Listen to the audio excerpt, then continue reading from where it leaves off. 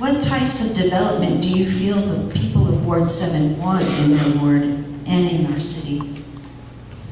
Well, first, referring back to Proposition R in Measure C, we need to ensure that the City Council follows the ordinances and so forth.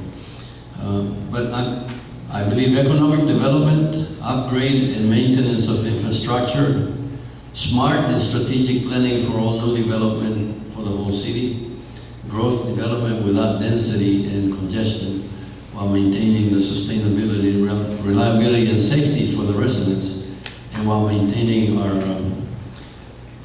name as far as the City of Arts and Innovation. And that's not easy to do, but development with those things in mind. Thank you. On the residential side, naturally, affordable housing is always in demand, whether it be single-family, multi-unit, specialized residence, i.e. like senior housing complex, as long as it fits the needs and the location that it's going to be developed at. As a council member, I would assist in any way possible.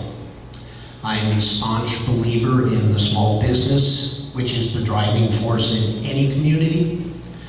With an ever-changing demographic in a community, you need to have the ability to offer quality, safe, and secure locations with affordable rents and overhead costs to assist in helping small business thrive.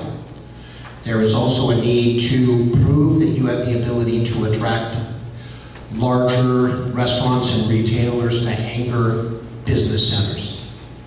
Thank you.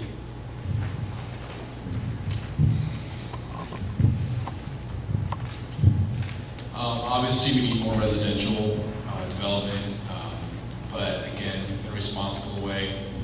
We have various districts, the Riverwalk District and the rural areas. We need to match the surrounding neighborhoods as to not overwhelm the existing infrastructure. Also, in addition to the residential, is the need for affordable senior housing.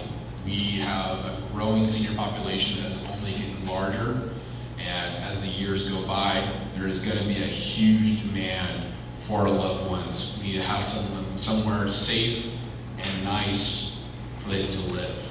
So we need to prepare now for that eventuality. The third thing is small business.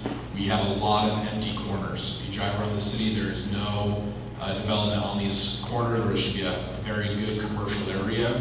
We need to make an atmosphere for a small business owner who wants to open his business. He needs to have a pathway through the city where he can get that done. Thank you. So I'm going to go back to 5 points because that's most of what all my meetings that I've attended on. So I know that some of us don't want a second car wash at 5 points, but we would like something like maybe a sit-down restaurant and something nice.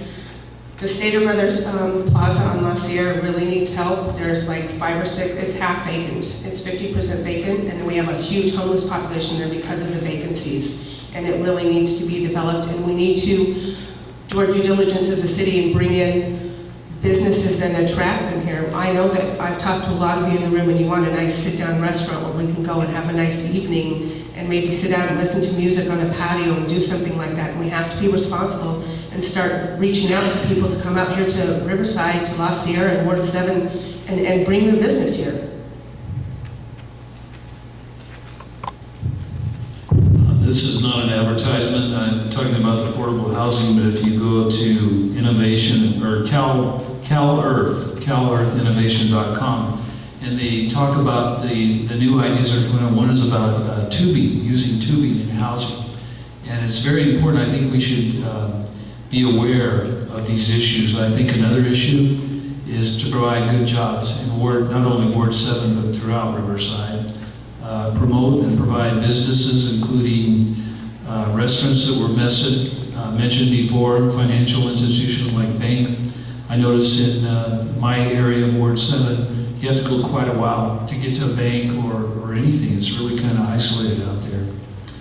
And also work with the homeless, disabled, seniors, and especially veterans, and the issues of the quality of life. I think we have to be open to that also.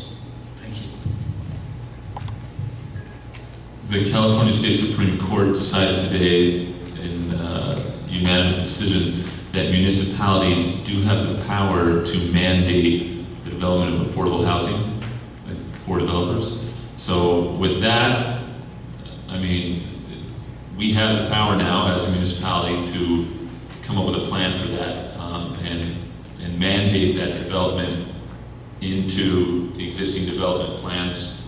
So we need to look at that. For Ward 7, obviously, we want to maintain the rural character up here in the hills and avoid large-scale urban-style development. We need to attract businesses. We need business development. We have to make sure that it doesn't come at a cost, that we don't bring in businesses that don't really fit the character of the city or cause too much more traffic or negatively impact our local environment.